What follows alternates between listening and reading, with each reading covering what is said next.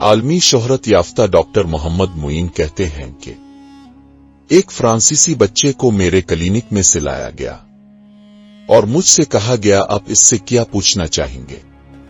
میں نے کہا اسے کہیں کہ تہران جائے۔ بچے نے کہا میں تہران میں ہوں۔ میں نے کہا جگہ کی وضاحت کرو۔ بچے نے اس جگہ کی مکمل وضاحت کی۔ اس طرف دو طرفہ سڑک ہے، دائیں جانب ایک مسجد ہے اور بائیں جانب کچھ دکانیں ہیں۔ ڈاکٹر معین نے کہا یہاں تک میرے لیے تعجب کی بات نہیں تھی۔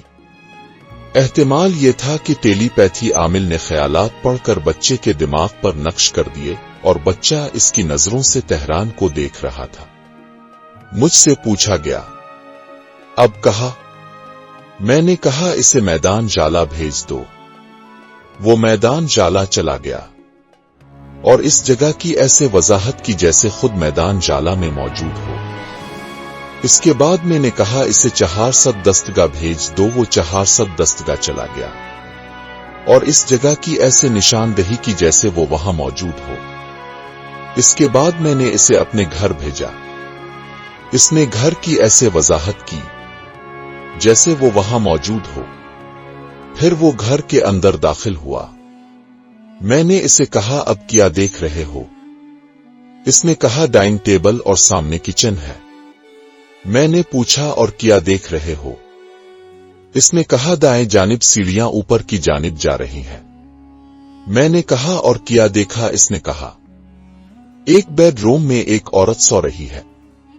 اس نے عورت کی جو نشانیاں بتائیں وہ ڈاکٹر معین کی بیوی کی نشانیاں تھیں۔ ڈاکٹر معین کہتے ہیں کہ پھر میں نے اسے اپنی لائبریری میں جانے کو کہا۔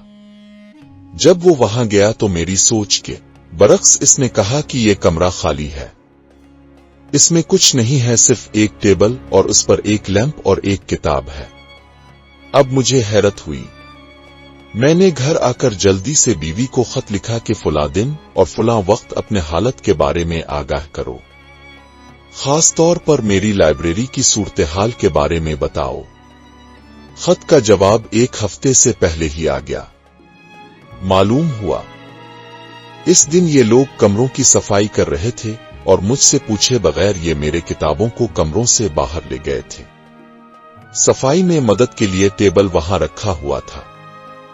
اس بات سے بھی میں ناواقف تھا کہ یہ اخذ کیا جا سکے کہ عامل میری سوچ پڑھ کر بچے کو منتقل کر رہا ہے تھا۔ نتائج نے تمام لوگوں کو ہلا دیا تھا۔ مصنوعی نیند کے زیر اثر انسان کے خیالات ایک حساسیت پیدا کر لیتے ہیں۔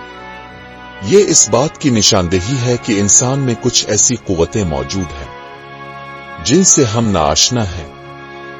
انسان جو کچھ حاصل کر سکتا ہے وہ یہی ہے کہ مصنوعی نیند اور شعور کو سلا دینے کے نتیجے میں ایک ایسی قوت سے کام لیا جا سکتا ہے جو اس کی روح میں پائی جاتی ہے، اور اس قوت سے مختلف امور کا مشاہدہ کیا جا سکتا ہے۔